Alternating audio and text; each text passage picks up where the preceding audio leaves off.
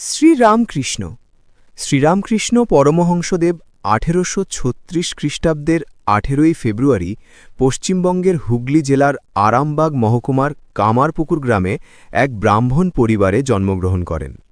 তিনি ছিলেন পিতা ক্ষুদিরাম চট্টোপাধ্যায় এবং মাতা চিন্তামণি দেবীর চতুর্থ ও শেষ সন্তান। শ্রীরামকৃষ্ণের ছেলেবেলার নাম ছিল গদাধর চট্টোপাধ্যায়। গদাধরের প্রাতিষ্ঠানিক শিক্ষা বেশিদূর পর্যন্ত না হলেও বিভিন্ন উপায়ে তার বেদান্ত ও পুরাণ শাস্ত্রীয় জ্ঞান অর্জিত হয়। ছেলেবেলায় তিনি গান বাজনা ও যাত্রাভিনয়ে পারদর্শিতা অর্জন করেছিলেন। বাল্যকাল থেকেই তার মধ্যে আধ্যাত্মিকতার লক্ষণ দেখা যায়।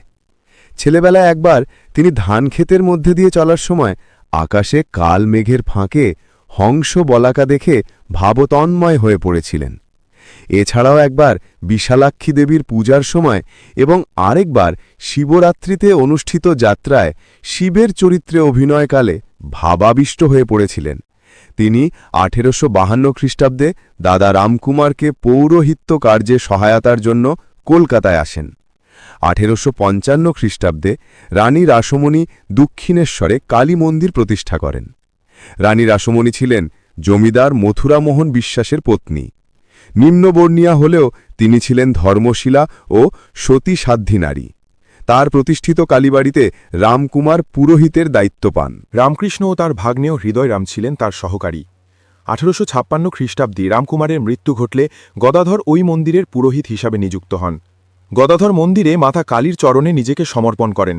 তিনি তন্ত্র মন্ত্র আর নিয়ম অনুশাসনের ঊর্ধ্বে গিয়ে মাতৃভাবে মা কালীর পূজা করতে থাকেন।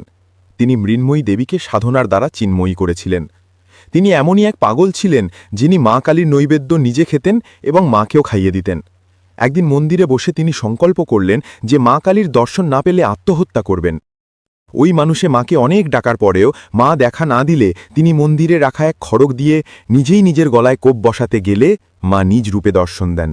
রানী রাসমণি ও ভক্তরা এরকম নানা অলৌকিক ঘটনা প্রত্যক্ষ করতেন।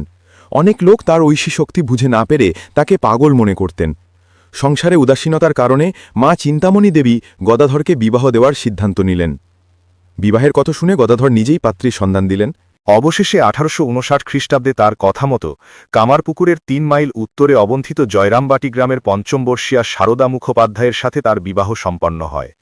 সাধারণ গৃহস্থের মতো গদাধরের সংসার ধর্ম হয়নি, অর্থাৎ বিবাহের পরেও তার ব্রহ্মচর্য অক্ষুণ্ণ ছিল। মা শারদাও ভক্তদের নিকট জগজ্জননী রূপে পূজিত হতে থাকেন। যা হোক, গদাধর ১৮৬১ খ্রিস্টাব্দে ভৈরবী নামক এক তন্ত্রসিদ্ধা ও শাস্ত্রজ্ঞা যোগিনীর নিকট তান্ত্রিক দীক্ষা গ্রহণ করেন। তিনি